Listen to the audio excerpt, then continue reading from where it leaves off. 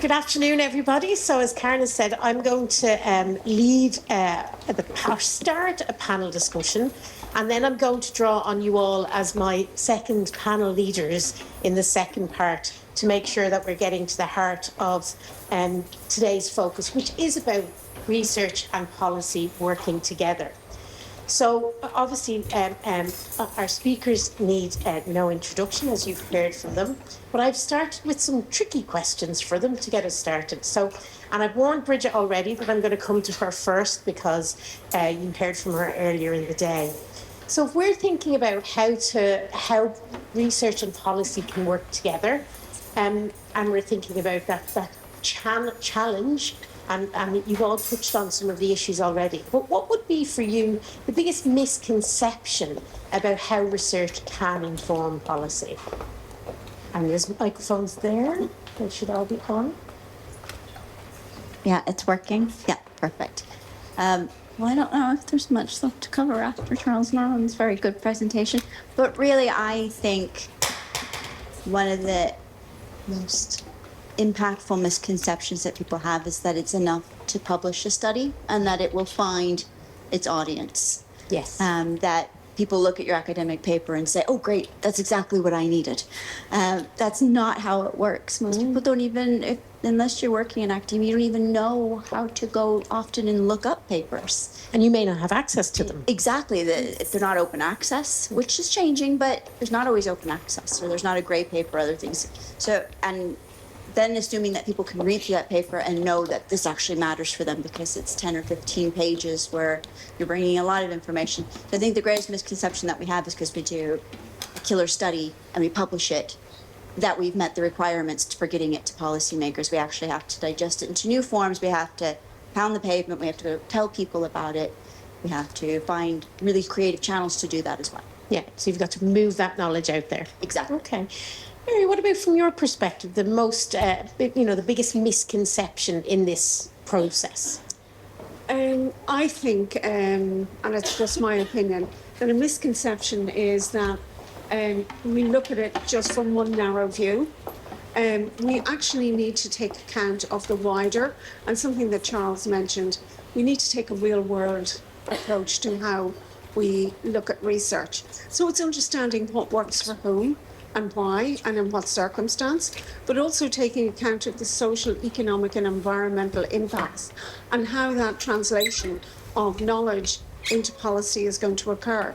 And for example, from an economic perspective, it is taking account of informal carers and how important informal care is in the whole process, and that it actually goes unacknowledged.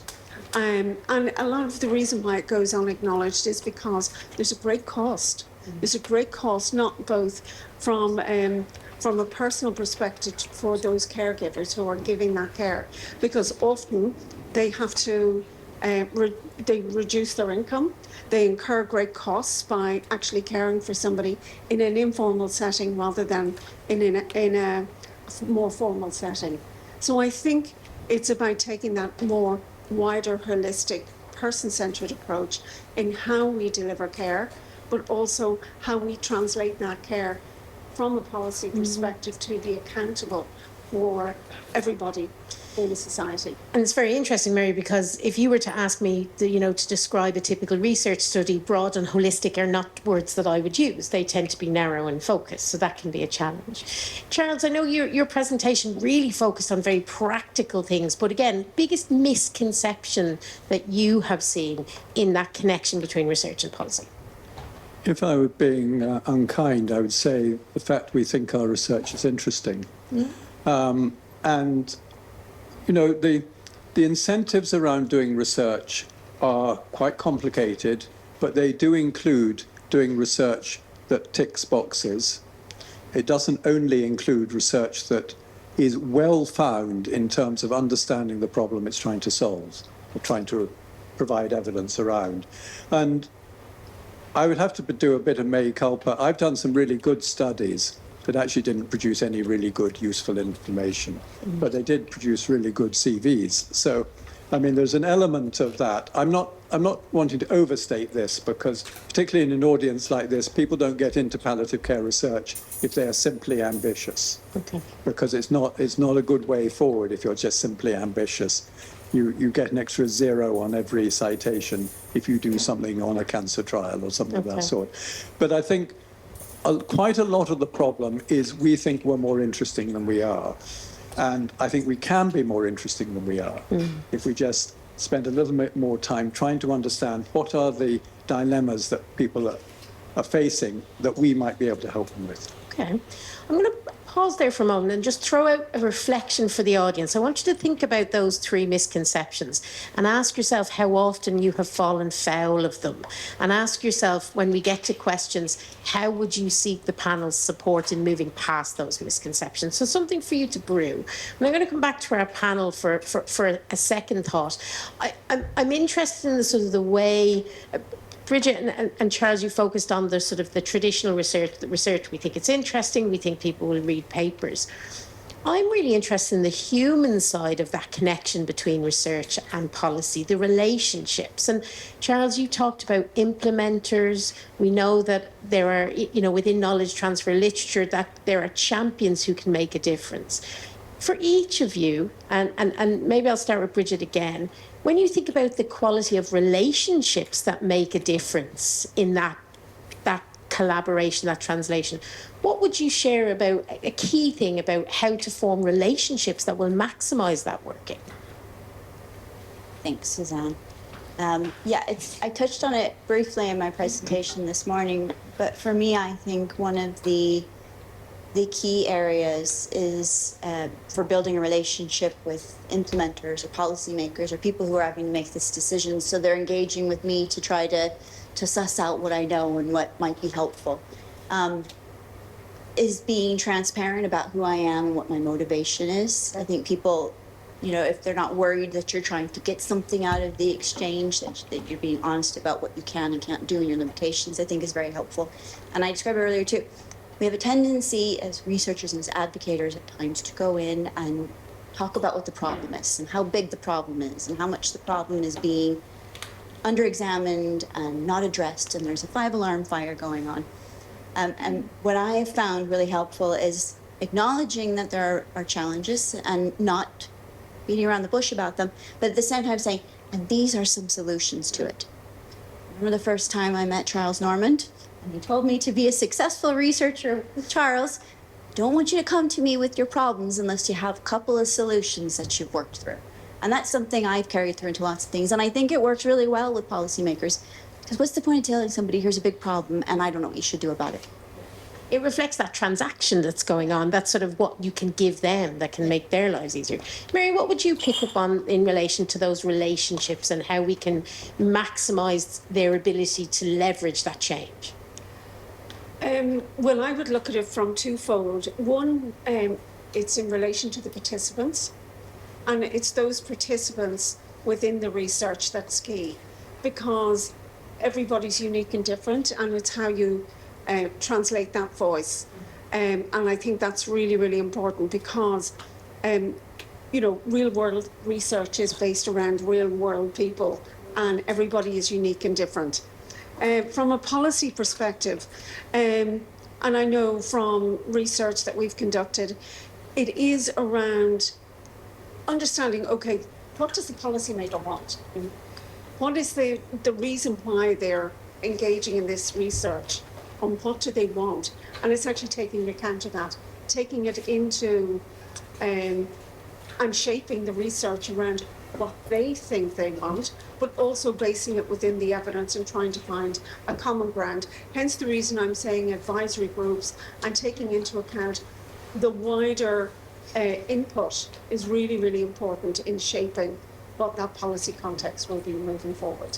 So when you're really amplifying the voice of those participants, that's going to help with that sort of acceptance, that trust, that building of the relationship that might make that move. Yes, but I think it's taking account of all the key stakeholders. Okay. So it's not just policy, but it's the people, end users, those who are commissioning, those who are paying and delivering the services, as well as the policy and how you're going to instigate change. That's great. Thanks, Marion. Charles, anything you'd add on relationships with those in a position to influence this? I mean, I think a couple of things I'd say. One is sometimes the time is wrong. And if the time is wrong, there is no point in pushing your agenda unnecessarily, because if there isn't the possibility of a sympathetic hearing of what you've got to add to that.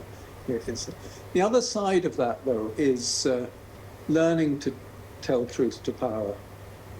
Learning where you just have to say, well, actually, all the evidence suggests that that's just completely wrong.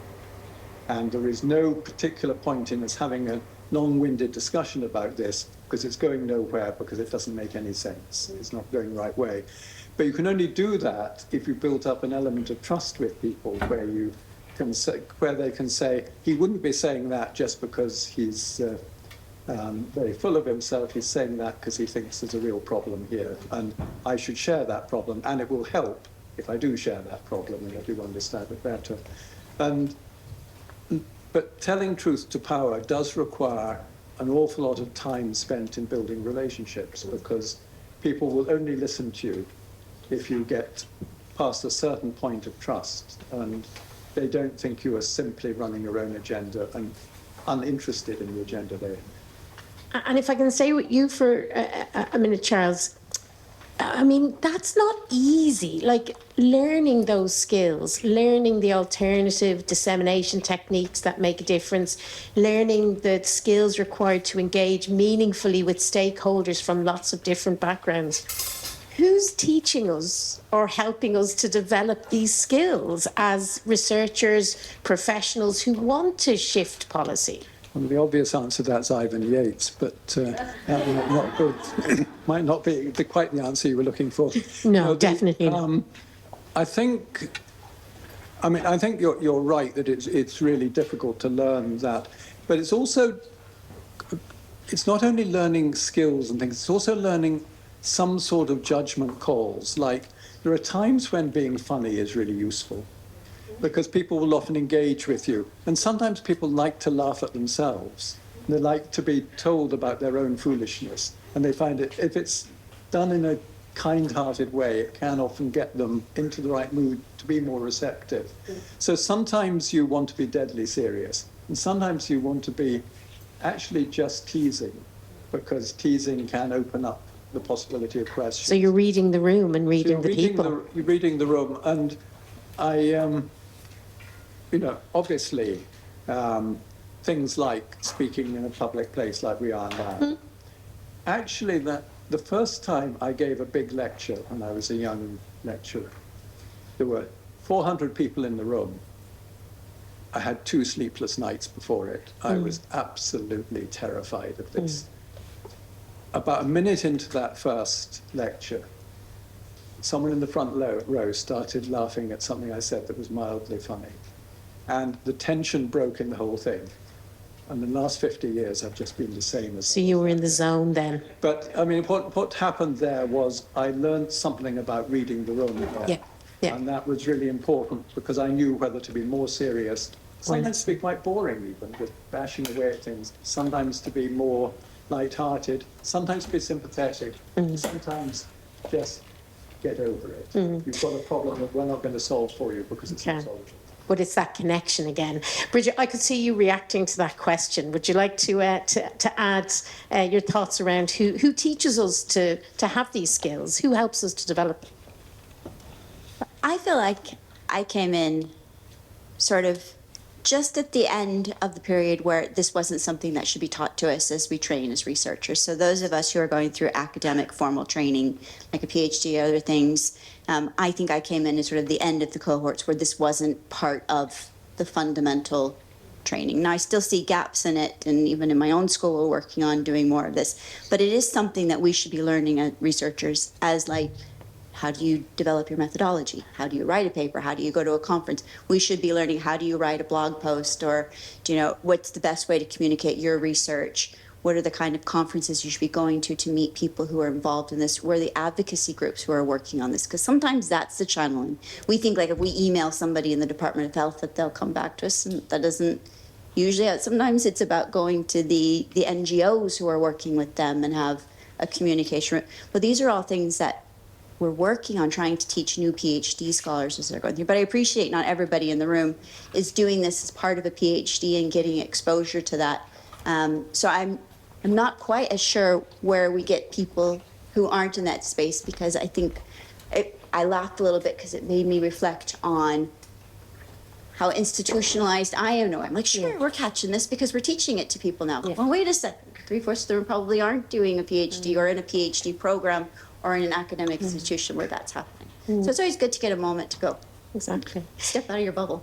Mary, if I can step up the question a little bit for you, because I was struck in your presentation, and I love that description of the engagement groups. I mean, is part of the secret that we don't have to have all these skills, but we need to work with people who do have those skills and who can be that voice and can be that other influence when we're trying to get our message across into policy?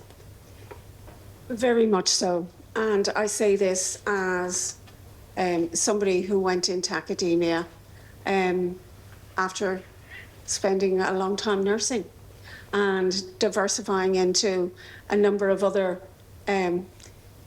community organisation working environments. I've learned a lot through life and skills, and particularly the wonderful people I've worked with. You learn, and if you're not learning something new every day, but I think at the core of everything for me, it's about who we are inherently. For me, it's all about communicating with people on a daily basis and learning something new and understanding and not being afraid to ask.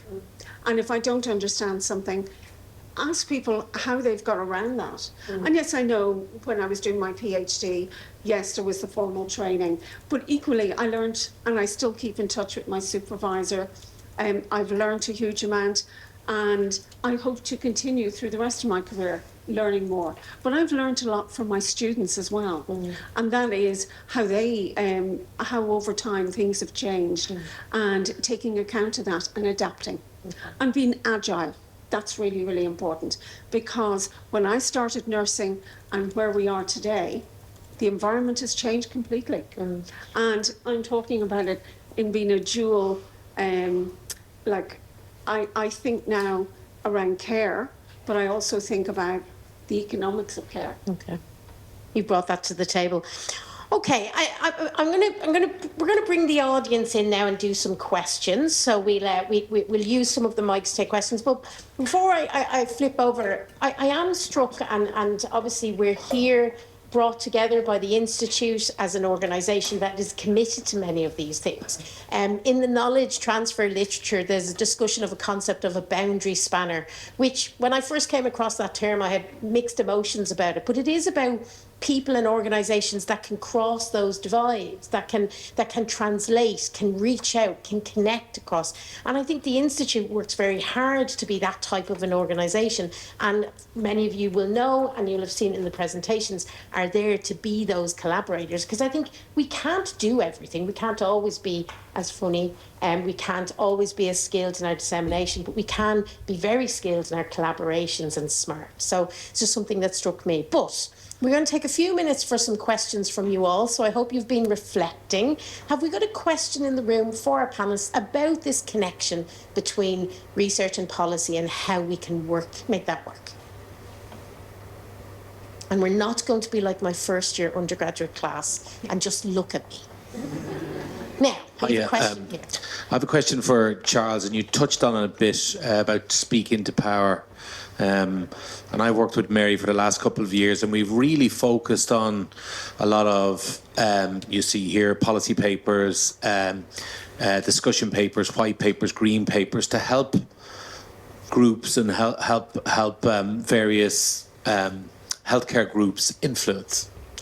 The problem is for academia and for researchers is this is not the way we normally conduct our business. So many academics hope that their scientific paper will end up influencing policy, and we're tackling it a little bit different. However, speaking to truth is very different, because when somebody's commissioning a white paper, they very much want to, they kind of know what they want to see in there, and they really, really do try and influence the process. Now, I might prompt you on the question. That's the question. Chair. So the question is, How do you prevent that influence? What tactics would you have to try and just deflect some of that influence in the process of developing white papers, green papers, policy papers? Charles? The first thing I would say is be relentless, because, you know, Mohandas Gandhi's great line, our job is to provoke, and when they give way, our job is to provoke more. And there's an element, I think, of us just having to be pretty robust where there's a situation where there is an agenda, and that agenda is clearly unhelpful and counterproductive. And we do often come across that, as you described there, because it might have been in a manifesto or it might have been in a policy statement. And the fact that someone was wrong in the past, it's usually a reason they want to be wrong in the future as well, because otherwise that's too public. So an element of just being relentless. The other thing, I think, is trying to pick your fights, because sometimes there are things that actually are wrong, but they're not very harmful wrong, and other things that are wrong and are very harmful wrong.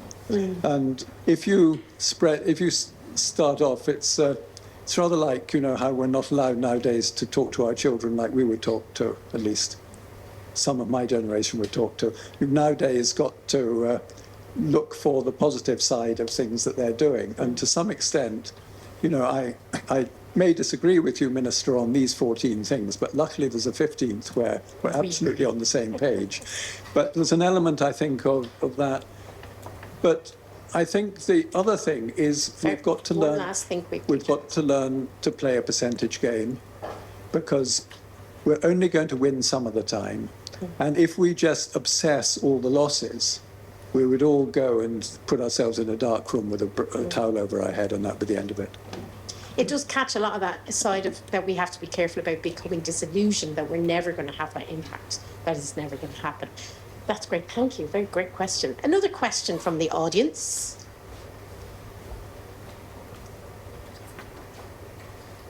No. Ah, Sheila.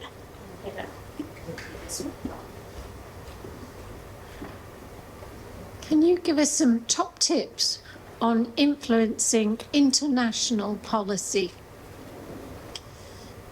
I would like to take this particular simple question first. Bridget? Mainly because you caught my eye. Another thing my students know not to do. I know. No, I've learned some very valuable lessons. You have? I thought I knew you, but no. No, very briefly, because I'm going to make the joke. So far, my experience has been that it's luck. That any space that I've had to influence policy outside of Ireland has come from being the right person in the right place with some information, or being connected to somebody who's looking to do something similar to what they've seen us do here. So I've had people reach out to me from other countries and say, can you come and visit? Can you come and talk to us? Can you look at this issue with us? Because they've seen how successful it's been here, or on paper, that they're impressed with a lot of things and want to see some of that in their own area.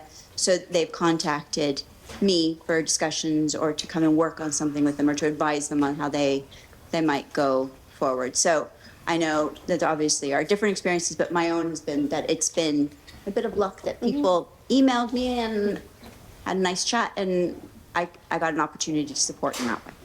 Bridget, you also need a bit of bravery as well, though, because again, if you're maybe less well known than other people in the field, and you get someone reaches out to you with an invitation. Imposter syndrome? I'm not going to name it because I don't believe in it. You need to reject it. But is it about being brave and saying, I do have something I can give this international group at this event, in this, request I've had?